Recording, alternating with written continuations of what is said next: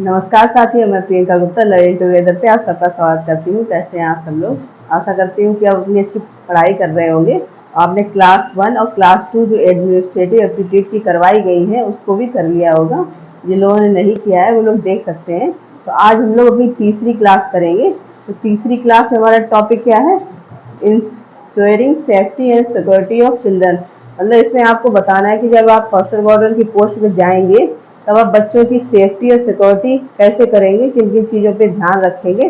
ठीक है, बहुत नॉर्मल सा टॉपिक है और ये वाला पूरा पार्ट ही आपका अंडरस्टैंडिंग बेस है। मैं आपको पॉइंट टू पॉइंट करवा दे रही हूँ। ठीक है, तो हम लोग यहाँ देखते हैं। सबसे पहले है role of hostel warden to secure the student. कि हम लोग रोल देखेंगे हॉस्टल वार्डन का कि स्टूडेंट को कैसे सिक्योर करना चाहिए।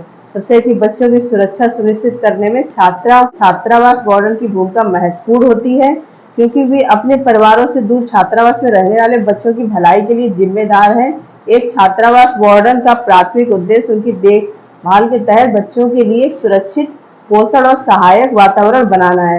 मतलब बच्चे अपने घर से इतनी दूर रहते हैं तो वहाँ पे, जैसे कि पहले भी मैंने बताया क्लासेस में, कि आप एक वातावरण बनाएंगे जिससे कि उनको घर जैसा ही वहाँ पे लगे। ठीक है, और उनके लिए सुरक्षित भी हो। ठीक है, उनको थोड़ा पैम्परिंग भी, क्योंकि बच्चे हैं, सारे लोग हैं जो पैम्परिंग चाहते हैं। ठीक है, छात्रावासों में छात्रों की सुरक्षा और कल्याण सुनिश्चित करने के लिए एक सक्रिय और व्यापक दृष्टिकोण की आवश्यकता है। ठीक, मतलब अब आप इतने सारे बच्चे हैं, उनको कैसे हैंडल करेंगे? जैसे घर में ही माता पिता हैं, 2-3 बच्चे होते हैं, उनको किस प्रकार से हैंडल करते हैं, तो वहाँ पे आपको तो बहुत बड़ी संख्या में बच्चे मिलने वाले हैं। तो उसकी एक पूरी रणनीति बना के ही आप उन सब चीज़ों पे ध्यान दे सकते हैं। ठीक है, आपकी देखभाल में बच्चों की सुरक्षा सर्वोपरि है और एक छात्रावास वार्डन के रूप में आपकी भूमिका उनके समग्र कल्याण और विकास के लिए पोषण और संरक्षित वातावरण प्रदान करने में महत्वपूर्ण है। मतलब आप एक हेल्दी और नर्चर एनवायरनमेंट उनको प्रोवाइड करेंगे। एक छात्रावास वार्डन के रूप में आपकी देखरेख में बच्चों की सुरक्षा सुनिश्चित करना सर्वोच्च प्राथमिकता होनी चाहिए। मतलब अगर आप हॉस्टल वार्डन की पोस्ट पे जाएंगे तो आपकी सबसे बड़ी प्राथमिकता क्या होनी चाहिए कि आप बच्चों को प्राथमिकता देंगे, उनकी चीज़ों का ध्यान रखेंगे। ठीक है, तो सबसे पहले क्या क्या है पॉइंट यहाँ पे? पर्यवेक्षण और निगरानी, मतलब सुपरविजन एंड मॉनिटर। वार्डन को निरंतर उपस्थिति बनाए रखनी चाहिए। ठीक है, वार्डन हमेशा प्रेजेंट रहना चाहिए। जैसे बच्चे कमेंट करके पूछते हैं कि यार 24 घंटे की ड्यूटी है, छुट्टी नहीं मिलेगी, तो ये बात सही है। जो हॉस्टल वार्डन है उसकी सबसे ज़्यादा जिम्मेदारी होती है बच्चे। अगर बच्चे हैं वहाँ पे तो आपको भी प्रेजेंट रहने की ज़्यादा से ज़्यादा आवश्यकता है, क्योंकि उनकी दिनचर्या की चीज़ों का आप लोग ही ध्यान रखेंगे। ठीक है, छात्रावास में बच्चों की गतिविधियों की निगरानी करनी चाहिए। उन्हें ये सुनिश्चित करना चाहिए कि सभी आवश्यक नियमों विनियमों का पालन किया जाए और यदि कोई कदाचार या असुरक्षित व्यवहार देखा जाए तो उचित कार्रवाई की जाए। अगर आप कुछ देखते हैं कुछ बच्चे आपस में लड़ाई झगड़े कर रहे हैं या कुछ ऐसा कर दिया है जो मतलब असहनीय है, तो उन सब चीज़ों पे भी आपको एक्शन लेने की आवश्यकता होती है। ठीक है, इसके दूसरा क्या है? शारीरिक सुरक्षा। अब बच्चों की जो शारीरिक सुरक्षा, भौतिक सुरक्षा की जिम्मेदारी भी हॉस्टल वार्डन की होती है। इसमें ये शामिल है कि छात्रावास तक पहुंच केवल अधिकृत कमियों तक ही सीमित है और सीसीटीवी निगरानी, सुरक्षित प्रवेश और निकास बिंदु, सामान्य क्षेत्रों में उचित प्रकाश व्यवस्था जैसे सुरक्षा उपायों को लागू करना। ठीक है, शारीरिक सुरक्षा आप कैसे कर सकते हैं? सीसीटीवी कैमरे वगैरह लगे हो सकते हैं कि बच्चे की आप एक्टिविटी देख पाएँ, नोटिस कर पाएँ। ठीक है, तो और प्रॉपर लाइट की भी व्यवस्था होनी चाहिए। ऐसा नहीं है कि बच्चे कभी कभी अंधेरे का फायदा भी उठा के बहुत सारी चीज़ें कर लेते हैं। ठीक है, इसके बाद है आपातकालीन तैयारी। मतलब आपातकालीन तैयारी, ये पॉइंट मैं आपको पहले भी डिस्कस कर चुकी है। अगर कोई ऐसी आकस्मिक घटना घट जाती है, जैसे चिकित्सा से संबंधित या प्राकृतिक कोई आपदा या फिर अग्नि से रिलेटेड कोई घटना घट जाती है, तो उसके लिए भी आपकी पहले से ही प्लानिंग होनी चाहिए कि आप उन मुद्दों पे कैसे काम करेंगे। ठीक, इसके बाद है स्वास्थ्य और स्वच्छता। वार्डन को ये सुनिश्चित करना चाहिए कि बीमारियों के प्रसार को रोकने के लिए छात्रावास में रहने के लिए साफ और स्वच्छ मतलब साफ सफाई पे आप ध्यान देंगे, नियमित सफाई स्वच्छता रख रखाव के लिए, ठीक है। जिस प्रकार से हेल्थ और हाइजीन का भी उनका ध्यान रखना चाहिए, खाने पीने से लेके उनके जहाँ पे वो लोग रहेंगे उन सब चीज़ों का भी ध्यान रखना पड़ेगा, ठीक है। परामर्श और भावात्मक समर्थन, छात्रावास में बच्चों को अपने परिवार से दूर रहने के कारण भावात्मक चुनौतियों का सामना करना पड़ सकता है। जरूरत पड़ने पर वार्डन को भावात्मक समर्थन और परामर्श प्रदान करना चाहिए, जिससे बच्चों को घर की याद, शैक्षणिक दबाव या किसी भी व्यक्तित्व समस्या से निपटने में मदद मिले। अब बच्चे हैं, जैसे मान लो 6 क्लास में बच्चे आए हैं, तो वो पहली बार आए हैं हॉस्टल में रह के, काफ़ी इमोशनल चीज़ों पे रिएक्ट भी कर सकते हैं, ठीक है। तो आप उन पहलुओं पर भी ध्यान देंगे, बच्चों को समझाएंगे, इसीलिए घर जैसा वातावरण आप वहाँ पे क्रिएट करेंगे, ठीक है। इसका नेक्स्ट है संघर्ष समाधान। क्योंकि बच्चे एक साथ निकट स्थानों में रहते हैं, इसलिए असहमति और संघर्ष उत्पन्न हो सकते हैं। क्योंकि बच्चे अलग अलग एरिया से आते हैं, अलग अलग उनकी मनोधारणाएं होती हैं, अलग अलग विचार होते हैं, ठीक है। उनके परिवार का माहौल अलग अलग होता है, तो कभी कभी कन्फ्लिक्ट हो जाते हैं, मतलब आपस में लड़ाई झगड़े भी हो जाते हैं, तो उन पे भी आपको ध्यान देना है और प्यार से सबको समझाना है, ठीक। वार्डन को निष्पक्ष तरीके से हस्तक्षेप करना चाहिए, शांतिपूर्ण समाधान और बढ़ावा देना चाहिए और सौहार्दपूर्ण वातावरण को बढ़ावा देना चाहिए, ठीक है। निष्पक्ष रूप से आप सबकी बातें सुनेंगे, उनकी सारी एक्टिविटी पे ध्यान रखेंगे, उसी प्रकार से जो भी आप फैसला सुनाना चाहते हैं वो सुना सकते हैं। इसके बाद अनुशासन और नियम, तो अनुशासन और नियम पे भी काफी ध्यान देने की आवश्यकता है।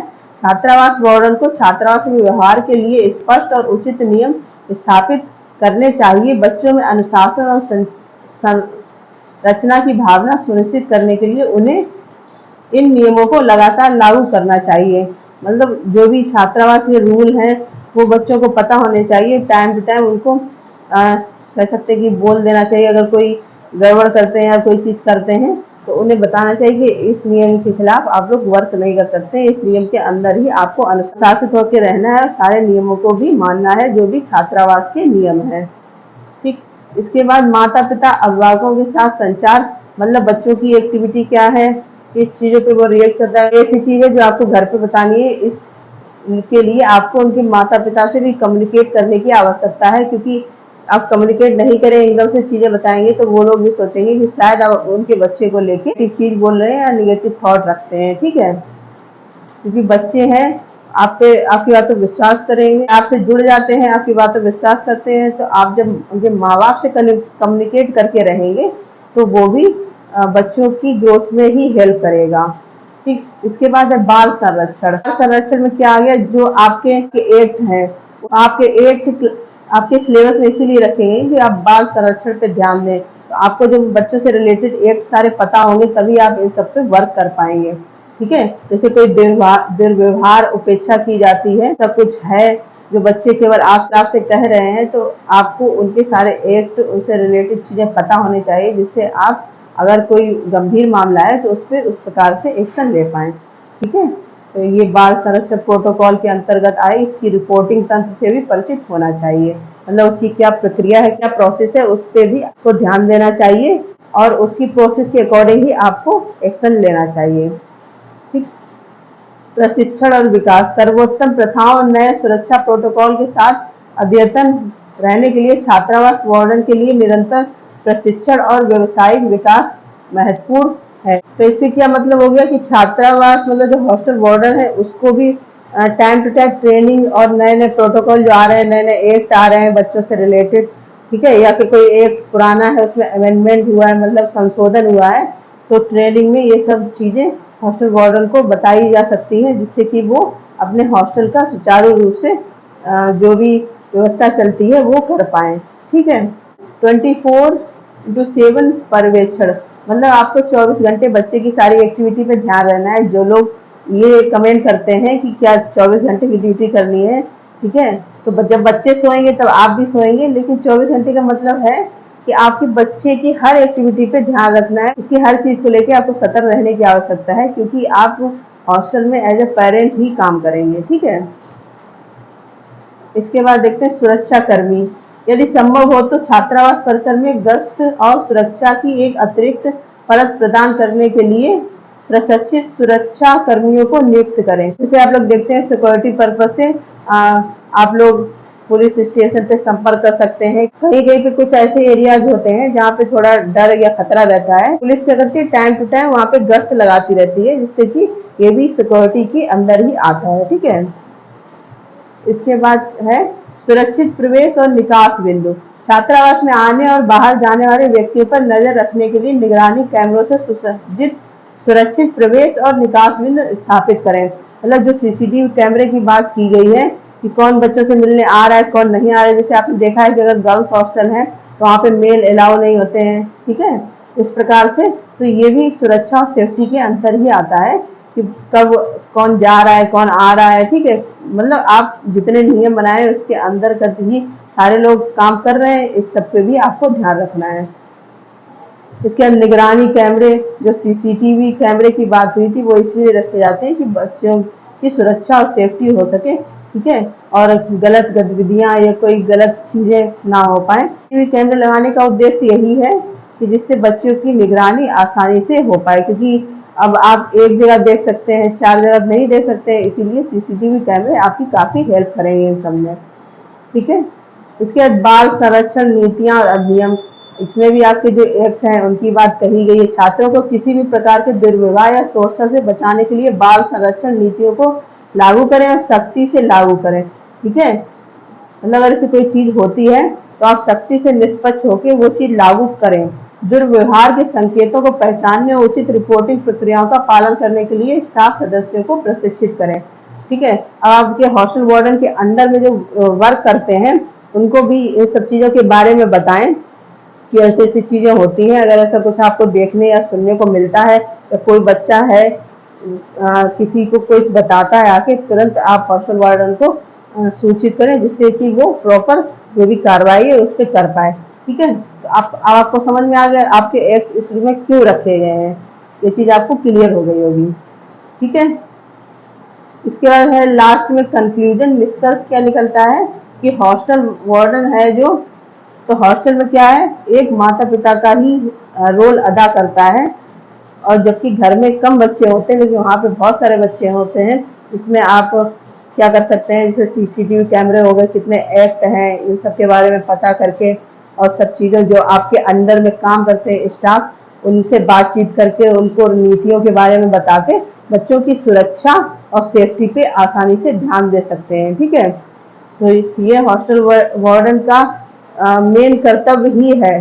अगर आप इस पोस्ट के लिए जाते हैं तो आप ये पूरा माइंड सेट करके जाइए कि आपको बच्चों को उस तरीके से देखना है जिस तरीके से आपके माता पिता आपका ख्याल रखते हैं। ठीक है, अभी से ये मत सोच के जाइए कितनी छुट्टी मिलेगी क्या है। अगर आपको जॉब करनी है, मतलब मेरे हिसाब से तो जॉब वही करनी चाहिए जिसमें आपका मन लगता हो। ऐसी मतलब अगर आप जाते हैं तो फिर वहाँ पे अगर चीज़ें गड़बड़ होती हैं तो आप भी परेशान होंगे, प्लस इतने बच्चे हैं जो आपके ऊपर डिपेंड होंगे पूरी तरीके से, तो वो भी कहीं ना कहीं परेशान हो जाएंगे। ठीक है, तो अभी भी फॉर्म भरने की डेट चल रही है, आप लोग ये सब चीज़ें देख लीजिए, समझ लीजिए। अगर आप इनको अच्छे से हैंडल कर पाते हैं, आपके अंदर इतना धैर्य है कि आप बच्चों के बीच रह के दिमाग को शांत करके, दिमाग के शांत का मतलब है कि ऐसा नहीं कि कोई भी चीज़ होती है तो आप हाइपर हो जाते हैं या फिर कोई चीज़ें, क्योंकि बच्चे भी आपको देखते हैं तो उसी तरीके से चीज़ें सीखेंगे। तो आपको हॉस्टल वार्डन का दूसरा नाम है धैर्य, आपको धैर्य की बहुत ज़्यादा आवश्यकता है। ठीक है, ये चीज़ है।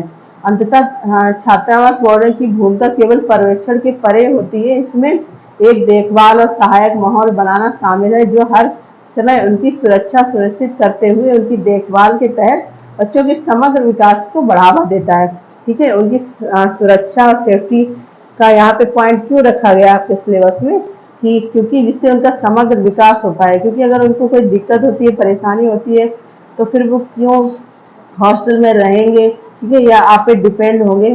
ठीक है, ये स्कूल ही इसलिए बनाए गए हैं कि आप बच्चों को अच्छे से टैकल कर पाएँ। टैकल का मतलब है कि उनको एक घरेलू माहौल दे पाएँ जिससे कि बच्चे का होलिस्टिक डेवलपमेंट हो पाए।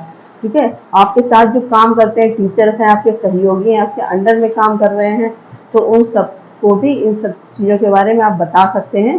ठीक है, तो आपके हॉस्टल वार्डन के सिलेबस में ये चीज़ मेन रूप से इसीलिए रखी गई है क्योंकि इन सब पहलुओं पे आपको ध्यान देके ही अपनी चीज़ें करनी है वहाँ जाके, तभी आप बच्चों का पूरी तरीके से ध्यान रख पाएंगे। ठीक है।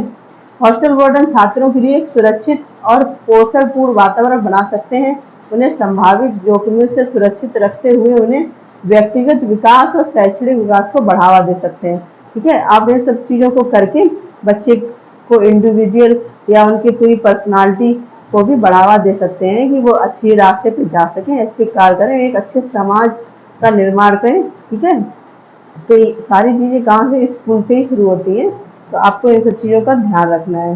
तो ये हमारा जो आज का टॉपिक था, क्या टॉपिक था, ensuring safety and security of children, कि आप हॉस्टल वार्डन के रूप में बच्चों की सेफ्टी और सिक्योरिटी को किस प्रकार से ध्यान रखेंगे।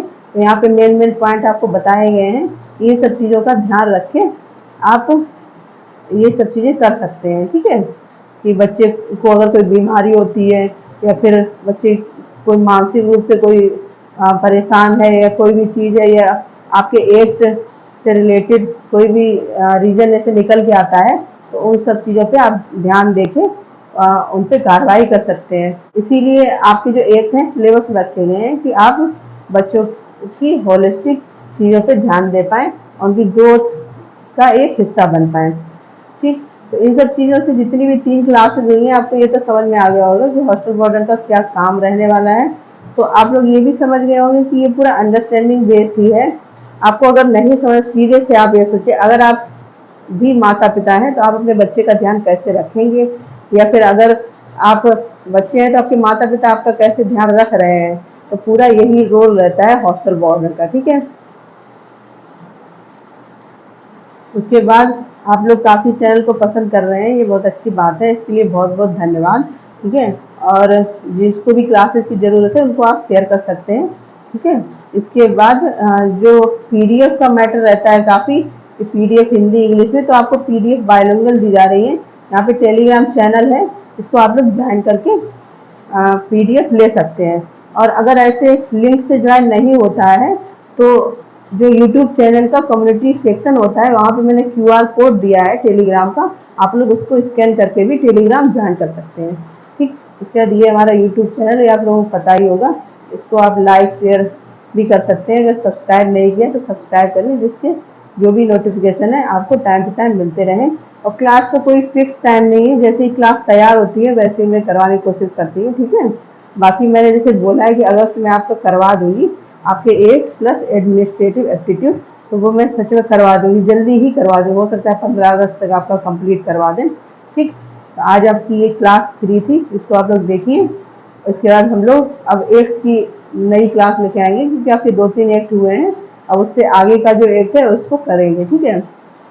और हमसे जुड़ने के लिए बहुत बहुत धन्यवाद। इसी प्रकार से अपना प्यार और सहयोग बनाए रखिए। धन्यवाद।